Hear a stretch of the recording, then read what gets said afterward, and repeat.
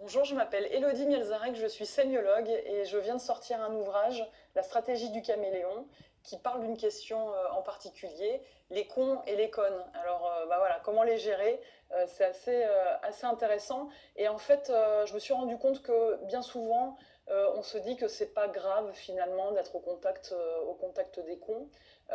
En réalité, quand on pose la question, la connerie est-elle contagieuse? Eh bien, on se rend compte que oui. Il y a une superbe expérience qui a été réalisée en psychologie sociale aux alentours de 1950 par le psychologue Solomon Asch, qui a montré que justement l'être humain était assez sensible à ce qu'on appelle le syndrome de Panurge. Alors, en quoi consiste cette expérience? Il réunit dans une pièce 8 personnes qui doivent comparer la longueur des traits entre eux. Alors, il y a 4 traits sur le tableau et ils doivent dire si le trait A est plus petit ou plus grand que le trait B, C et D. Et en fait, dans cette expérience, il n'y a qu'une seule personne qui n'est pas au courant qu'elle est cobaye. Et qu'est-ce qu'on se rend compte? Qu'est-ce qu'on observe? Eh bien, on voit que la personne, au début, est très mal à l'aise de donner en définitive la bonne réponse. Et on se rend compte qu'au fur et à mesure de l'expérience, la pression sociale fait que la personne va se conformer aux réponses qu'elle a entendues précédemment. Donc à la fin, elle va vous dire ah bah oui, les traits sont de la même longueur, alors que c'est visuellement très impactant que les traits sont de différentes tailles. Donc ça c'est très intéressant puisque ça montre que bah voilà, le syndrome de Panurge, c'est justement conforter sa pensée par rapport à ce qui a été dit précédemment. Ça c'est une première partie d'expérience et qui est assez connue. La deuxième qui est beaucoup moins connue, elle a été reproduite en 2005 par un groupe de chercheurs, mais cette fois sous IRM. Et qu'est-ce qu'ils ont observé? Alors, ils s'attendaient bien à ce qu'il y ait des zones spécifiques du cerveau qui s'activent, notamment les zones sociales liées à la gestion de conflits. Mais en définitive, ce n'est pas celle-ci qui s'est activée, c'est celle de la représentation spatiale. Et qu'est-ce que ça veut dire? Ça veut dire que à long terme, eh bien, c'est même votre cerveau qui vient modifier sa perception de la réalité. Donc, pour les gens qui sont dans cette salle, eh bien, à force d'entendre la connerie des autres qui disent, bah oui, la longueur des traits est équivalente, eh bien, au début, vous êtes convaincu que vous avez raison, mais au fur et à mesure, eh bien, c'est votre cerveau qui vient modifier votre perception de la spatialité, votre perception du réel, et donc, in fine, vous êtes totalement convaincu que la longueur des traits est équivalente. Donc, la connerie est bel et bien contagieuse. Et à mon sens, il y a trois questions qui sont assez fondamentales et qu'il faut se poser. Elles concernent le nombre, la fréquence et la hiérarchie. Donc premièrement, la question du nombre. Est-ce que les cons et les connes, est-ce que vous en voyez beaucoup dans une semaine? La question de la fréquence, est-ce que donc on a vu, est-ce qu'il y a beaucoup de cons dans votre entourage? La question de la fréquence, c'est sur une semaine, est-ce que vous êtes à leur contact d'un point de vue de la durée? Est-ce que ce contact, il est long? Et puis, la question de la hiérarchie, est-ce que le con ou la conne a plus de pouvoir hiérarchique que vous? Ça, bien sûr, ça vient jouer dans la balance. Alors, vous l'avez compris, à ces trois questions, plus vous répondez oui, et plus bah, vous êtes susceptible d'être assez fragilisé sur cette question-là. Donc, il faut rester vigilant. Amis passionnés d'astrologie et d'actualité, j'espère que vous débutez bien la semaine. Je tenais à partager avec vous l'explication de cette experte en psychologie sociale sponsorisée par le Huffington Post, qui, comme vous le savez, est un site d'information, tout ce qu'il y a de plus officiel, pour essayer une nouvelle fois de vous immuniser contre la pandémie de conneries qui sévit en ce moment un petit peu partout et qui est hautement contagieuse pour ne pas justement attraper le syndrome de Panurge. Vous avez sans doute remarqué, cette vidéo s'inscrit dans le prolongement de celle que nous avons réalisée précédemment sur le syndrome de Panurge, également sur la réalité alternative, sur la nouvelle réalité. Là, vous avez cette sémiologue qui vous décrit ces deux expériences réalisées avec un intervalle assez long. La première, c'était en 1950. Vous avez une personne cobaye qui n'est pas au courant de l'expérience, qui se trouve confrontée dans la même pièce à 7 autres personnes, qui vont tous de concert dénaturer une vérité objective par rapport à la longueur des traits. Donc ils ne sont effectivement pas de même longueur, mais eux vont dire qu'ils sont de même longueur. Et la personne au début va soutenir donc la réponse selon laquelle les traits ne sont pas de même longueur, puisqu'elle les voit sur le tableau, mais elle est quand même mal à l'aise. Puis au fur et à mesure, donc vous avez son jugement, le jugement de cette personne-là, qui va être altéré face à la pression sociale exercée par le groupe qui disent tous la même chose, que les traits sont de même longueur, alors qu'ils ne le sont pas objectivement, et c'est flagrant. Et donc cette personne-là, cette personne témoin, cette personne cobaye va en définitive abdiquer et abonder dans leur sens et se conformer à l'avis de la majorité. Nous avions d'ailleurs parlé de preuves sociales, ou du moins je vous avais diffusé une petite vidéo où vous aviez un youtubeur de talent qui vous expliquait justement le principe de la preuve sociale. Vous avez dans un second temps cette expérience scientifique donc menée par des chercheurs qui vont la reproduire en 2005, cette fois sous IRM. Et vous avez entendu comme moi comment la zone du cerveau de la représentation spatiale a été activée. Donc ça veut dire qu'à long terme, c'est même notre cerveau qui finit par modifier sa perception de la réalité objective pour s'aligner sur la connerie des autres. Donc là, on a bien ce syndrome de Panurge qui est très contagieux. Vous avez également vu les critères qui vont faire que nous serions plus sensibles à ce syndrome de Panurge. Il y en a trois, il y a le nombre, la fréquence et la hiérarchie. Or, si nous rapportons ces principes scientifiques à notre actualité et notre crise sanitaire du coronavirus, nous avons bien ces trois conditions qui sont réunies. Vous avez bien le contrôle des médias de masse et de nos politiques à l'échelle planétaire, donc par les puissances d'argent. Vous avez la répétition avec l'écho et le concert médiatique convenu, avec d'ailleurs un matraquage médiatique incessant. C'est un véritable rouleau compresseur. Et puis vous avez également cet effet de loupe où on joue d'ailleurs avec nos émotions. Et puis vous avez également la hiérarchie avec des experts. Vous avez des gens qui ont une accréditation, qui ont des diplômes, qui interviennent sur un domaine très pointu, qui ont une reconnaissance également, une certaine notoriété. Et puis vous avez également ces sachants présentés comme des savants des plateaux de télévision qui ont bien sûr l'art de la rhétorique pour vous présenter les choses d'une certaine façon, d'une façon très souvent tronquée mais avec beaucoup de conviction. Médite, lève le doigt. Il y a déjà un protocole chinois. Il y a un protocole chinois. Et les Chinois ont dit on peut rien dire. Oui, mais ce que dit Raoult, c'est que les doses n'étaient pas les bonnes. Voilà, j'en sais rien. Mais que Raoult dit qu'il n'y a que lui. C'est comme quand Raoult, le 28 février, il va à la télévision et il dit mais arrêtez de me casser les pieds avec le coronavirus. Ce n'est qu'une grippe, ce n'est rien. C'est pas parce qu'il y a 3 Chinois qui éternuent que tout le monde doit se mettre au garde à vous. On reprend la discussion puisqu'on est d'accord. Voilà, on est d'accord là-dessus. Qu'il ferme sa gueule et qu'il soit médecin. Mais qu'il arrête partout de dire je suis un génie. Allez, qu'on fasse une journée sans le mot Raoult. Une fois que ça a été prouvé. C'est ça. Mais on est d'accord, encore une fois, il y en a marre de ce genre de mec. Ça va beaucoup mieux avec Michel Simès. 8h12, bonjour Michel. Bonjour Yves. Michel, depuis plusieurs jours, on ne parle que de la chloroquine. Chacun y va de son avis, surtout d'ailleurs de la part de personnes qui ne sont pas médecins, mais qui expliquent tout le bien qu'elles pensent de ce médicament qui pourrait avoir un intérêt dans la lutte contre le coronavirus. Voilà Yves, qui pourrait. Tout est dit parce que pour le moment on n'en sait rien et on ne cesse de répéter qu'on ne peut pas raisonnablement se baser sur l'essai du professeur Raoult qui présente trop de biais et que les Chinois ne paraissent pas non plus d'un enthousiasme délirant. Et comme pour juger il faut d'abord comprendre, j'ai envie de vous proposer un rapide cours de sciences nat pour vous rappeler le lycée. Avec grand plaisir, c'était pas une discipline où je brillais. Alors, on va commencer par voir ce qui se passe quand le virus entre dans l'organisme. Oui, au début, on le sait, il entre dans les cellules, s'installe, se multiplie, et pas qu'un peu, et pendant cette phase d'incubation, on ne ressent aucun symptôme. Quand il s'est suffisamment multiplié, il sort des cellules, et là, la maladie commence vraiment avec la toux, les maux de tête, les douleurs et la fièvre. Notre système immunitaire se sent attaqué et réagit. Alors là, on va simplifier parce que c'est très compliqué, il y a plein de réactions avec les globules blancs et la fabrication des fameux anticorps, mais on va s'arrêter sur les PDC. Ça, je me souviens que ce sont les globules blancs particuliers, c'est-à-dire les cellules dendritiques plasmacytoïdes. C'est bien ça? Vous m'épatez, Yves. Alors, ces globules blancs produisent ce qu'on appelle l'interféron, chargé de lutter contre le virus. C'est pour ça qu'il porte ce nom. Il interfère. Il a valu à ses découvreurs le prix Nobel de médecine en 1957. Alors au début, tout va bien, c'est la guerre. Notre système immunitaire fait le job, tue beaucoup de virus et si tout va bien, nous gagnons la bataille. Et notre défense immunitaire nous débarrasse du coronavirus après quelques jours de fièvre et de toux. C'est la très grande majorité des cas. Alors là, je suppose que vous allez nous parler des cas où ça va moins bien et même où ça s'aggrave. Hein. Absolument. Yves, les cas qui ont de gros dégâts dans les poumons avec les conséquences que l'on connaît, réanimation et parfois décès. Et là, c'est le virus qui a gagné la bataille en obligeant les globules blancs à produire une quantité considérable de cet interféron et d'autres substances. En substance, la machine s'emballe, elle devient folle et on ne sait pas l'arrêter parce que trop d'interférons, c'est la cata pour les poumons avec une terrible inflammation très difficile à calmer. Donc si je résume, au début, L'interféron nous sauve la vie, Oui. j'exagère à peine, en attaquant le virus, mais quand il s'emballe, il peut entraîner la mort. Alors du coup, que fait la chloroquine dans cette histoire? Et c'est là qu'intervient une équipe de chercheurs du CNRS dirigée par Jean-Philippe Herbeval qui travaille depuis des années sur ce sujet. La chloroquine bloque l'interféron.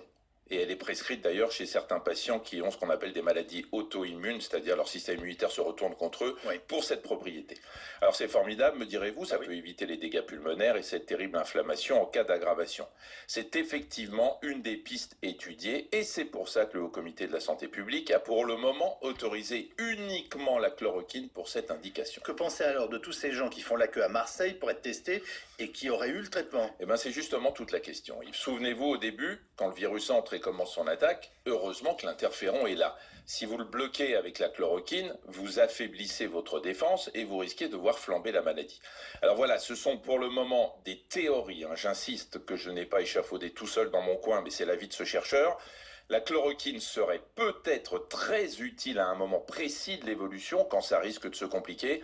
Mais d'après cette théorie, sûrement pas au début, parce que le risque de diminuer les défenses antivirales est trop important. Les essais en cours nous le diront. Ça veut dire, excusez-moi, j'ajoute une dernière question, que ceux qui font la queue pour aller à l'hôpital à Marseille prennent éventuellement des risques sans le savoir. Voilà, absolument. C'est ce que j'ai compris. Et surtout une responsabilité pour ceux qui leur donneraient le traitement au début de la maladie, parfois même en préventif. C'est bien ce que j'avais compris. Merci beaucoup, Michel. Vous venez d'entendre comme moi le docteur Cohn-Bendit, je ne savais même pas qu'il était docteur.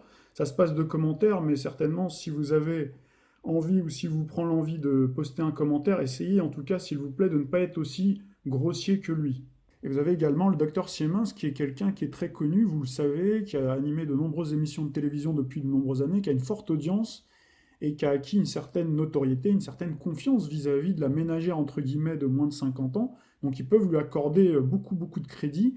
Et c'est vrai que lorsqu'on écoute donc son argumentaire qui est très bien amené, très bien ciselé, très pointu, très chirurgical, où il démonte bien sûr au passage la chloroquine, on peut lui donner le bon Dieu sans confession. Simplement, si on tend bien l'oreille, on retrouve bien le diable qui se cache dans les détails, et là vous retrouvez bien, il vous parle d'une expérience qui a été menée par quelqu'un de très compétent, ça on n'en doute pas, mais ça reste de la théorie, il vous dit bien de la théorie, et il dit peut-être. Vous voyez, donc ces deux mots-là font toute la différence. Par contre, derrière, en termes de conclusion, là, il n'y va pas de main morte, quoi. Vous voyez, il parle de responsabilité du médecin, si jamais il y avait un mort. Et puis, vous avez également Yves Calvi, qui, lui aussi, y va de son commentaire en disant que les patients qui se bousculent pour recevoir donc, la chloroquine auprès du CHU de Marseille risquent leur vie, en gros, qu'on a vu dans ce reportage. Vous en êtes où à Marseille? Est-ce que vous continuez à distribuer cette chloroquine aux patients qui ont les symptômes, et vous en avez traité combien? Alors tout d'abord, je ne suis pas le bras droit, je suis un collaborateur de Didier Raoult comme de beaucoup d'autres. Bien sûr qu'à Marseille, suite aux résultats que nous avons eus, les personnes sont traitées avec l'hydroxychloroquine et avec l'azithromycine.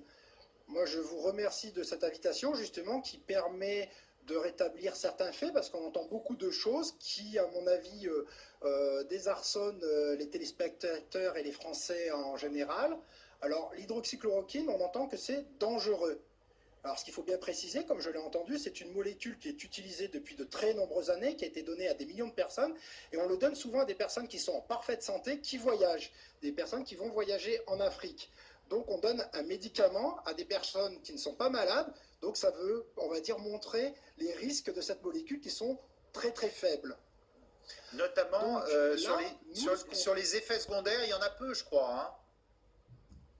Ben, il y en a très peu, c'est-à-dire que quand on discute avec la plupart des personnes, et même justement il y a 5 minutes avec votre caméraman, quand les personnes voyagent en Afrique, ils ont pris la Nivaquine. Donc les gens ne comprennent pas les effets secondaires qu'on leur raconte comme si c'était une molécule qui était hautement toxique, puisque c'est une molécule qui a été utilisée et qu'on donne à des personnes qui ne sont pas malades, aux voyageurs. Et maintenant, pour le donner à des personnes malades du corona, ça pose des problèmes. Donc il faut à un moment donné se poser des questions. Donc nous, on est parti sur la bibliographie en voyant qu'il y avait des études in vitro qui fonctionnaient. Les Chinois ont précisé qu'ils avaient utilisé la chloroquine avec de bons résultats. Donc on a refait l'expérience à Marseille pour le voir. Une différence qu'on peut mettre à notre profit, c'est qu'on a rajouté un antibactérien pour éviter les complications bactériennes en cas d'infection pulmonaire, mais cet antibiotique n'a pas été choisi de façon anodine, puisqu'il avait des propriétés aussi antivirales, en plus des propriétés antibactériennes. Et l'association des deux, effectivement, est hautement spectaculaire, puisqu'on passe d'un portage nul chez 100% des personnes, plus de détection du virus.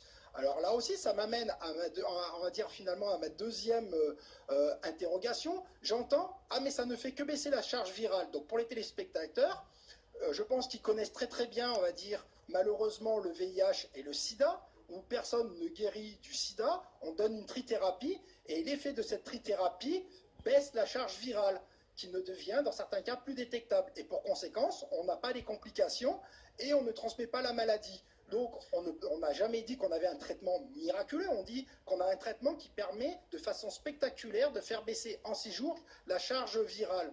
Donc, un médicament... Alors, attendez, vous nous dites ce soir sur LCI que l'administration de la chloroquine que vous avez fait avec cet antibiotique, ça marche, il y a un taux d'échec de 0.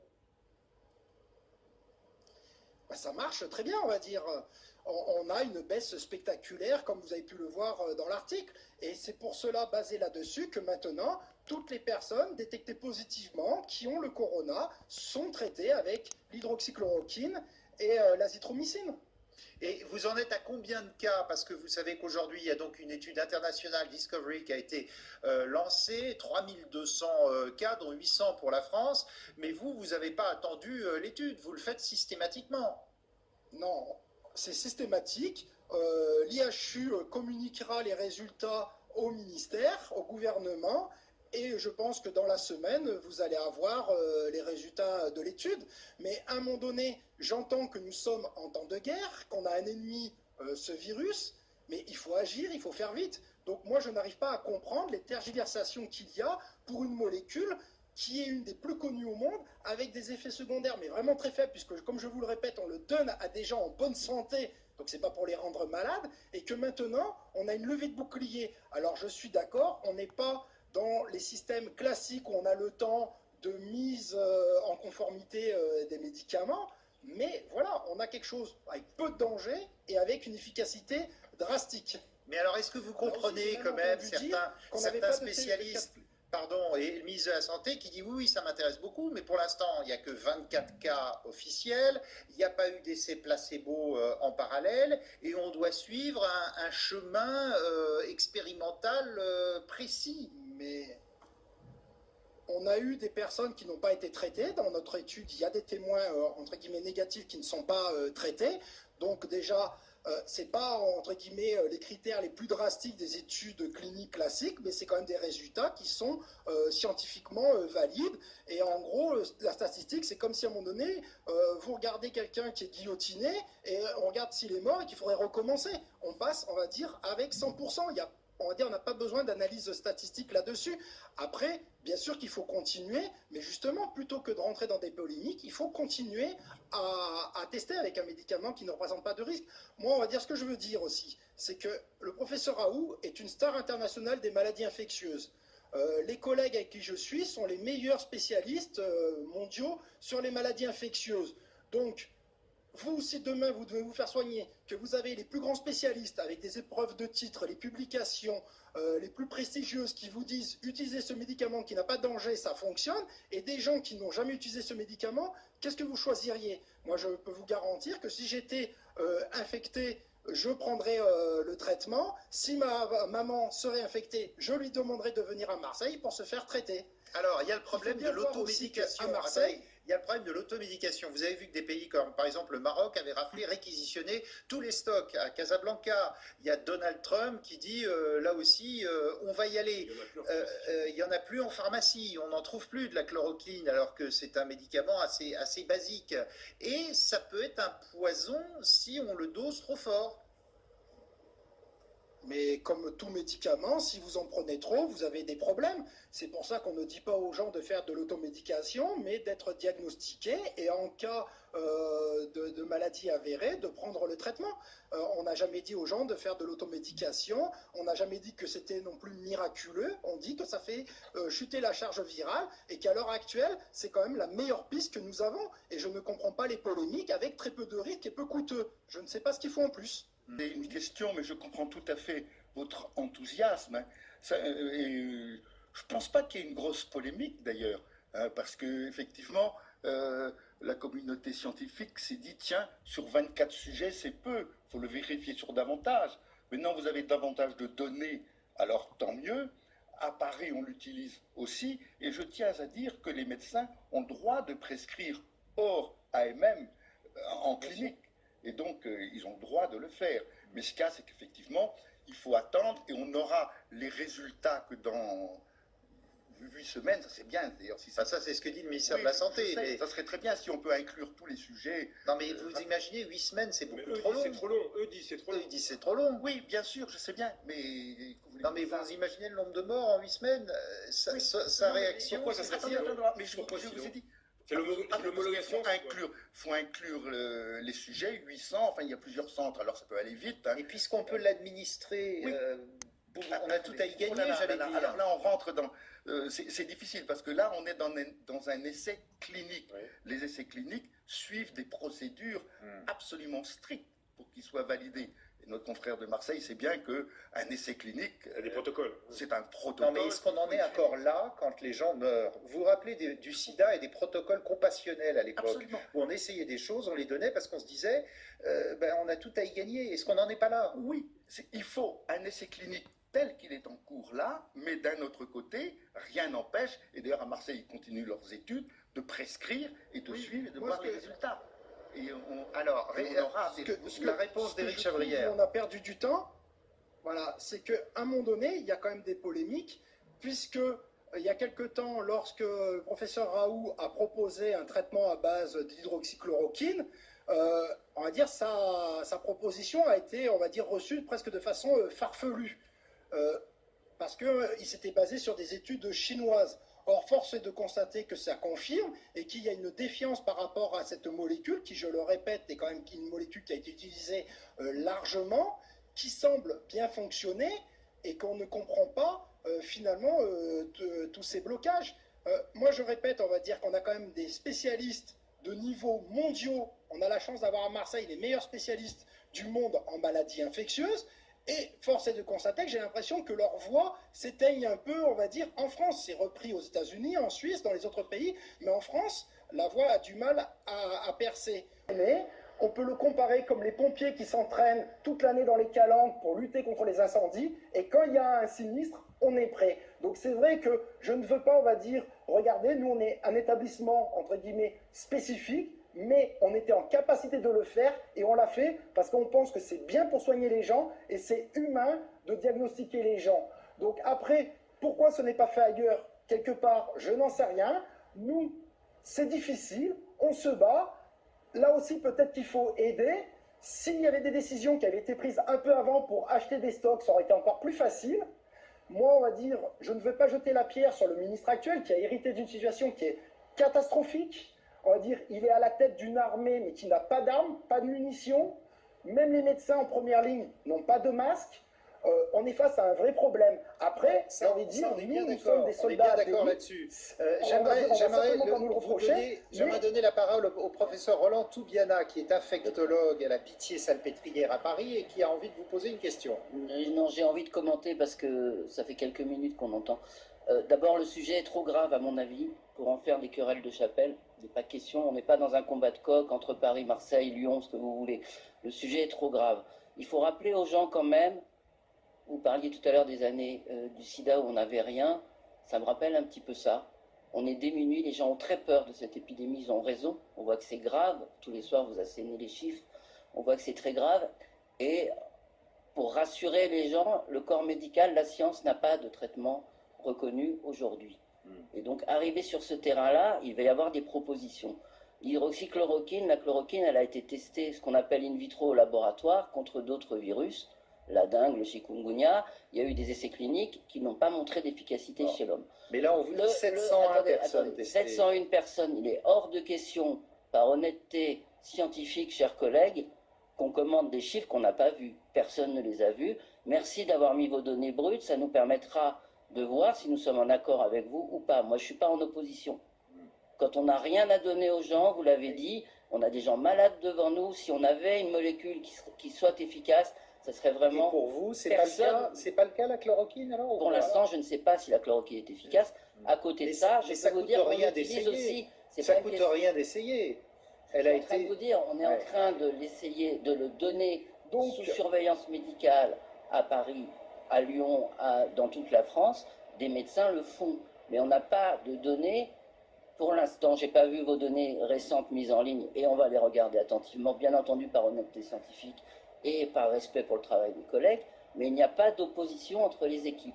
Ah, attendez, cette maladie, ce virus, on va dire pour les PCR, chez beaucoup de gens, attendez, il va guérir tout seul. Ça, c'est une réalité. Chez beaucoup de gens, ce virus va guérir tout seul, d'accord? Donc, si on compare des gens qu'on a mis au traitement au 2e jour ou au 14e jour, on va avoir des différences qui ne seront pas liées au traitement, mais qui seront liées des discussions méthodologiques. Les gens, les citoyens en France ne comprennent pas ce que vous dites. Moi, ce que je peux vous dire, c'est que derrière, les gens sont venus, sont repartis et sont contents. Nous, entre guillemets, on ne se pose pas de questions, on est en capacité de dépister les gens et on le fait. Et même les ministres le font. Donc à un moment donné, il faut arrêter. Vous dites que vous ne voulez pas polémiquer, mais vous êtes en train de dire qu'on a peut-être une bouée qui fonctionne et vous voulez attendre l'homologation et de revérifier les chiffres. Pour l'instant, on l'a testé sur 700 personnes. Personne non, mais et déjà, ce n'est pas l'hydroxychloroquine seule, c'est l'hydroxychloroquine et l'azithromycine. Donc peut-être vérifier les bibliographies qu'on met là-dessus, ça sera beaucoup plus simple et les personnes ne pourraient l'avoir. Je répète, le sujet est grave. Donc en tous les cas, nous, on est en capacité de dépister les gens, nous le faisons, et je pense que ne pas le dépister, ce n'est pas sérieux. Et vous, dans votre hôpital, est-ce que vous dépistez les gens? Évidemment. Alors, réponse. À votre avis? Oui ou non? À votre avis? Je ne sais pas, donnez-nous les chiffres. Combien vous faites de tests PCR? Je ne suis pas venu polémiquer, je suis venu expliquer aux téléspectateurs où on en est dans le traitement d'une maladie qui n'a pas de traitement. Alors vous venez de voir dans ces extraits la mauvaise foi, donc qui est vraiment patente, qui saute aux yeux. Et donc là, on retrouve bien le caractère finalement con, c'est-à-dire la personne en fait qui fait semblant d'être con, qui fait semblant de ne pas comprendre. Et donc après, malheureusement aussi, ça se traduit chez certaines personnes qui effectivement ne feraient pas attention, puisque justement il y a un concert comme ça de mensonges et de gens qui sont vraiment obtus, en tout cas qui font semblant d'être obtus, parce que derrière, il y a des intérêts, bien sûr. Vous l'avez deviné, des intérêts financiers, des intérêts sur le plan politique, idéologique, sur lesquels on est déjà revenu. En tout cas, là, vous avez face à vous donc une vidéo que vous pouvez regarder par vous-même du docteur Véran, j'allais dire docteur, ils sont tous docteurs maintenant, en fait, c'est monsieur le ministre, ministre de la Santé, qui disait au sujet de la crise sanitaire, la France est prête, l'hôpital public est robuste. Bon, force est de constater que plus de 2 mois plus tard, il manque toujours des testeurs pour lancer un dépistage généralisé afin d'isoler les sujets contaminés et libérer enfin de la quarantaine et du confinement la France entière. Il n'y a pas assez de masques. Donc là, on a vu qu'entre-temps, il y a une commande qui a été faite de 1 milliard de masques, mais vous voyez combien de temps plus tard. Il n'y a pas assez de gants, il n'y a pas assez de personnel soignant. Donc là, c'est pour toutes les raisons qu'on a déjà évoquées. Alors ces dernières heures, on a les membres du gouvernement qui aggravent leur cas en continuant à saboter le travail du professeur Raoult, qui avec son équipe de Marseille prouve sur le terrain son efficacité.